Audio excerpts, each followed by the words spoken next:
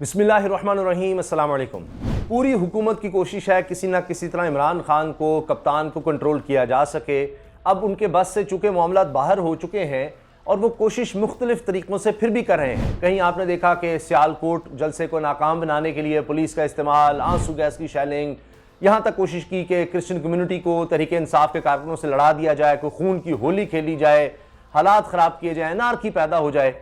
सिर्फ यही नहीं किया जा रहा, और बहुत से काम हैं जिनमें है कि इमरान खान के खिलाफ केसेस बनाए जाएं। आप मुसलसल देखें कि कभी कहा जा रहा है कानून अपना रास्ता लेगा, इमरान खान के बहुत से करप्शन के केसेस हैं, हम मजबूत केस बनाने की कोशिश कर रहे हैं। कभी कहा जाता है कि आर्टिकल 6 के तहत इनके खिलाफ आइन शिकनी का मुकदमा चलाया जाएगा और उसके तहत इनको गिरफ्तार किया जाएगा। अमन और अमान की खराब सूरत हाल पैदा करने के हवाले से इमरान खान को गिरफ्तार किया जाएगा, नजरबंद करेंगे, इसकी गिरफ्तारी हो सकती है। बार बार इस तरह की बातें की जा रही हैं। अब समझ नहीं आ रही कि केस किस तरह से बनाए।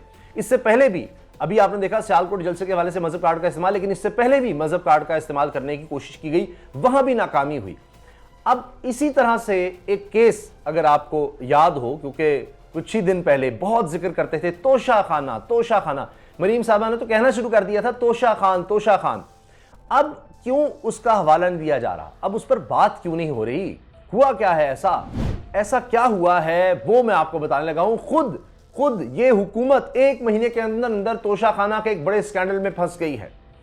और आप देखिए कि कितनी अजीब बात है, शर्म का मकाम है कि आप एक तरफ कह रहे हैं जी इमरान खान ने 50% देकर और तोशा खाना से ताइफ रख लिए। अब वो कानून बदलते हैं, या तो वो कानून मौजूद है और खुद इन्होंने क्या हरकत आते ही कर दी है, जिससे पता चल रहा है कि ये सिर्फ और सिर्फ आए हैं अपने मफादात के लिए, अपने केसेस खत्म करने के लिए, और वो इसको छुपा भी नहीं रहे। FIA में जो मामला हो रहा है कि अब खुद ही वकील मुकर्रर कर दिया है, यानी एक तरफ अमजद परवेज साहब शहबाज शरीफ के लिए पेश हो रहे हैं, वहां भी रिलीफ मिल गया है। अब आगे अभी डेट पड़ गई क्योंकि जी शहबाज शरीफ साहब 4 दौरे तो कर चुके हैं। आप देखिए 1 महीने के अंदर अंदर रिकॉर्ड होगा पाकिस्तान में कि कोई वज़ीर आज़म आया उसने 1 महीने के अंदर अंदर 4 दौरे कर लिए, उसमें निजी दौरे भी शामिल हैं, सऊदी अरब, वहाँ से UAE, उसके बाद बरतानिया, फिर UAE, तो यही कर रहे हैं वो। तो एक तो FIA के केस में 16 अरब रुपए का केस है, उसमें फर्द जुर्मानदी आयद होने दी, इस पर भी हम बात करेंगे। लेकिन तोशा खाना के हवाले से मैं आपको बताने लगा हूँ कैसे कैसे ताइफ जो हैं जिनका पता ही नहीं चल रहा कि 1 महीने में क्या हो गया है। सऊदी अरब का दौरा तो आपको याद होगा, बिल्कुल जनाब वही दौरा जिसमें 85 लोग जा रहे थे और फिर मीडिया में शोर मचा, तो फिर कहा नहीं कुछ कम लोग जाएंगे, लेकिन वहां जाकर भी क्या होता रहा। हुसैन नवाज और सलमान शहबाज दोनों पाकिस्तान की अदालतों के मुजरिम, वो वहां पर आते हैं, सरकारी मीटिंग्स में बैठते हैं और पाकिस्तान के लिए कुछ नहीं वहां से मिलता। कोई ऐलान हुआ, यहां बड़ा शोर मचाया गया, ये पैकेज आ रहा है, वो आ रहा है, कुछ भी नहीं। तो क्या वहां सिर्फ अपने कारोबार के लिए गए थे? वहां सिर्फ तोशा खाना के मामले में गए थे? खुद क्या क्या इन्होंने तोहफे लिए हैं वो चीजें सामने आ रही हैं। अब तो ये तक हो रहा है, साफ ये शेयर कर रहे हैं कि हम लिख कर दे रहे हैं कि जनाब आप सारा हिसाब दे दें कि पिछली 2 दहाइयों में या पिछले 15 साल में कितने तहफ़ आए, उनका क्या हुआ, किसको मिले, वो नहीं दिया जा रहा। पहले देखिए इमरान खान पर चढ़ाई की हुई थी, तोशा खान ये घड़ी बेच गया, फलां घड़ी, यहां तो पता नहीं क्या कुछ बिक चुका है। अब इतना बड़ा स्कैंडल आया कि उसके बाद तो कोई और हुकूमत होती कि सिर्फ इस वजह से कि जनाब दूसरे पर इल्जाम लगाते थे और खुद आते ही वो हरकत की है। एक तरफ वो बोल रहे थे तोशा खाना का और खुद क्या कर रहे हैं, इसीलिए खामोश हो गई मरीम साहबा। इसलिए मरीम औरंगजेब साहबा आप जवाब ही नहीं दे रही इस बात का कि खुद क्या कुछ ले उड़े हैं, वो मैं आपके सामने रख रहा हूं। अरशद शीख साहब ने इस पर प्रोग्राम भी किया है और भी बहुत से सवाल पूछे गए हैं, बहुत सी बातें की गई हैं, कोई जवाब ही नहीं दिया जा रहा। अब आप देखिए सबसे पहले बड़ी लंबी फहरिस्त है, सुनते जाएं आप जनाब। अब सऊदी अरब का जो हालिया दौरा हुआ है उसमें शहबाज शरीफ साहब चूंकि वज़ीर आज़म थे तो सबसे आला तो ताइफ उनको मिले हैं। इनको कीमती घड़ी मिली है, अंगूठी मिली है, स्टड मिले हैं, कीमती कलम है जनाब, सोने और हीरों से बनी तस्बीह भी है, सोने और हीरों से बनी तस्बीह। सोचिए जरा, उफ क्या बात है जी। ये ऐसे ही तो नहीं फौरन पहला दौरा वहां पर कर लिया। और पाकिस्तान के लिए अभी तक कोई अनाउंसमेंट नहीं है, कुछ नहीं मिला, लेकिन ये चीजें इनको मिल चुकी हैं। इसके अलावा जनाब शहद, जैतून और खजूरें बतौर तोहफा इनको मिली है। अच्छा, ये सभी को मिला है जनाब, तफसील चुके है वो भी मैं आपको बताता रहूँगा। फिर उसके बाद जनाब वज़ीर ख़ारजा मोहतरम चेयरमैन पीपल्स पार्टी बिलावल भुट्टो ज़रदारी साहब को क्या कुछ मिला है, Rolex watch, master yellow gold watch. ये तो ऐसे है कि जैसे वो हमारे यहाँ आजकल टेलीविज़न पर होते हैं ना जनाब, वो तकसीम हो रहे होते हैं इनामात की बारिश, तो ऐसे ही तोहफ़ों की बारिश है। और दिलचस्प बात यह है कि इनके बारे में जब इनसे पूछा गया है तो क्या उसके बाद जवाब क्या आ रहा है वो भी मैं आपको बताऊँगा। अच्छा, बिलावल भुट्टो ज़रदारी साहब को जी Rolex watch, master yellow gold watch, ये सभी के लिए है शायद।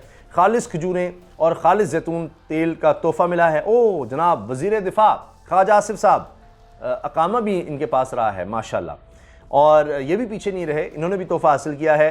वज़ीर दिफा ख्वाजा मोहम्मद आसिफ को खालिस जैतून खजूरों और Rolex watch master gold watch ये भी तोहफे में मिली है।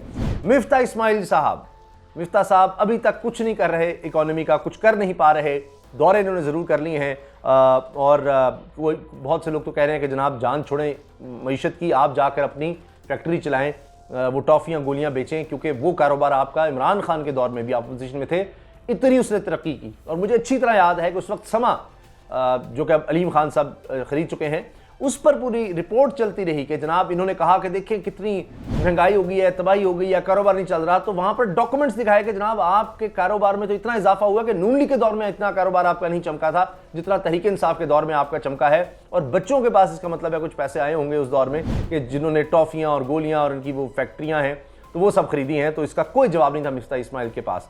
तो वही वज़ीर ख़जाना बन गए हैं। अब पता नहीं उन्होंने लॉलीपॉप पे कौम को लगा देना है, गोलियों टॉफ़ियों पे ही, तो उन्होंने कम से कम वहाँ से जनाब खालिस खजूरें, शहद और फिर तोहफे में Rolex watch master yellow gold men's watch भी हासिल की है। इनको भी मुबारक हो। शाहजैन बुख्ती साहब, वाह वाह वाह, ये किस तरह पीछे रहते, ऐसे तो नहीं शामिल हुए। इनको भी जनाब Rolex watch master yellow gold men's watch मिली है, ये भी घड़ी मिली है। अच्छा, सब जब घड़ियाँ ले रहे थे तो मरीम औरंगज़ेब साहबा को बिल्कुल पीछे नहीं रहना चाहिए। वफाकी वज़ीर इत्तलात और नशियात हैं, उनको भी जनाब खजूरें मिली हैं, शहद, जैतून, और उनको भी रोलेक्स वॉच गोल्ड वॉच है जी, ये विद डायमंड्स है। ये खातून थी चुके तो इनको हीरों के साथ हो लीजिए, विद डायमंड्स, उसमें हीरे भी हैं। और मोहतरम जनाब मौलाना ताहिर अशरफी साहब, इनको शहद, खजूरें, जैतून और इनको भी जनाब Rolex watch master metallic men's watch मिली है। ये मेटालिक जनाब इनको सबसे कुछ थोड़ी सी मुख्तलिफ मिली है, इसकी तस्वीर भी मुख्तलिफ है, इसका नाम भी मुख्तलिफ है। बाकी लोग भी हैं जनाब जिनमें वफाकी वज़ीर चौधरी सालिक को खजूरें, शहद, जैतून और इनको भी Rolex watch master yellow gold men's watch मिली है। ये गोल्ड वाली है, किसी को कुछ मिली है। अच्छा, एक और वज़ीर हैं वफाकी वज़ीर बराए साइंस और टेक्नोलॉजी आगा हसन को खजूरें, शहद और Rolex watch master men's gold watch, इनको भी तोहफे मिली है। इसके अलावा सेक्रेटरी खारजा हैं, सऊदीया में पाकिस्तान के सफ़ीर हैं, उनको भी जनाब उन्होंने कहा कि चलो अब ये साथ आए हैं तो इनको भी मिल जाए। तो ये फ़ायदा होता है। ऐसे ही अब देखें ना, मीडिया ने, हम जैसे लोगों ने बड़ा जुल्म किया कि जनाब ऐसे ही खानसामे भी जा रहे थे, ड्राइवर भी जा रहे थे, मालशिए भी जा रहे थे, हाँ, और मीडिया में आवाज़ उठाकर उनको रोक दिया, वरना उनको भी कुछ बेचारों को तोहफे तहफ़ मिल जाते, उनको भी वहाँ से चीज़ें मिल जाती। और फिर इस पर सीनियर सहाफ़ी ने कहा कि देखें कि कितना दिल तोड़ दिया है शहबाज शरीफ ने, और बहुत मुश्किल होगी कि ख़ानदान कितने लोगों को वो साथ ले जा रहे थे, लेकिन अब वो नहीं लेकर जा रहे क्योंकि मीडिया ने ये बात उठा दी। लेकिन उन्होंने फ़ैसला फिर ठीक किया, फ़ैसला उन्होंने ठीक किया, मजबूरी में किया, वरना वो तो जनाब ले जा रहे थे, पूरा चार्टर्ड प्लेन बुक किया जा रहा था, PIU कहा जा रहा था, और एक स्टैंड बाय पे भी रखा जाए, और उसका खर्चा पूछा जा रहा था कि वज़ारत ख़ारजा कितने करोड़ रुपया जनाब उस पर खर्च करेगी। तो ये तो हाल है।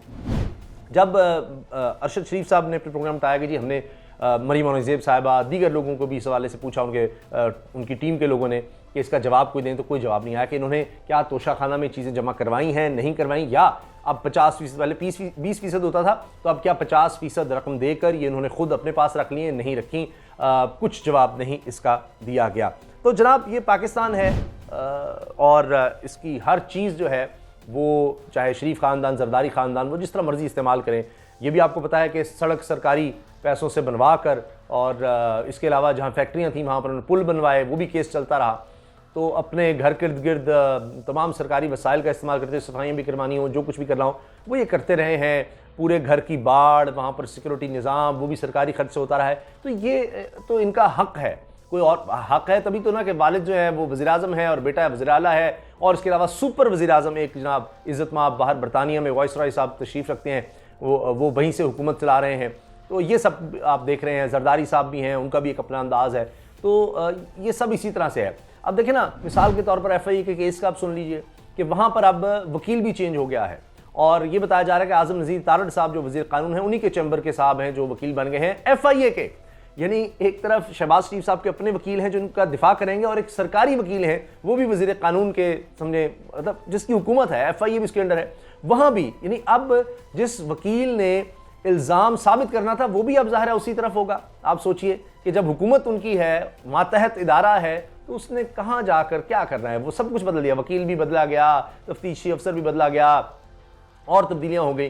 तो अब ये भी सहूलत इनको मिलेगी। तो कमाल है जनाब, यहाँ क्या फ़ैसला होना है, क्या कोई जज फैसला देगा? जब आप खुद सोचिए कि केस चलाने वाले नहीं केस चलाना, कि जनाब जो मुलजिम है शहबाज शरीफ, उसकी हुकूमत है और उसकी हुकूमत के अंदर FIA है नहीं, मुलजिम ही कहेगा कि मुलजिम के खिलाफ जनाब कैसे केस चलाएं। और दूसरी तरफ भी अपना ही वकील जो है प्राइवेटली जो लिया हुआ है अमजद परवेज़ साहब हैं, वो उनको डिफेंड कर रहे होंगे और यहाँ से भी जनाब क्या प्रोसिक्यूट हो रहा होना है उसका भी आपको पता है। 16 अरब रुपये का मामला है कि किस तरह चपड़ासियों के किन के अकाउंट में इतनी हज़ारों ट्रांजेक्शन, बेनामी अकाउंट, सारा कुछ पकड़ा गया। और अब देखिए ये है जो डील का नतीजा होता है, ये है कि किस तरह से हुकूमत में आके अपने केसेस ख़त्म करने हैं। और मुझे बताएं कोई अवाम का कोई ख्याल, कोई दर्द, कोई फिक्र, कोई एक आप मुझे कदम बता दें जो अवाम के लिए किया गया हो।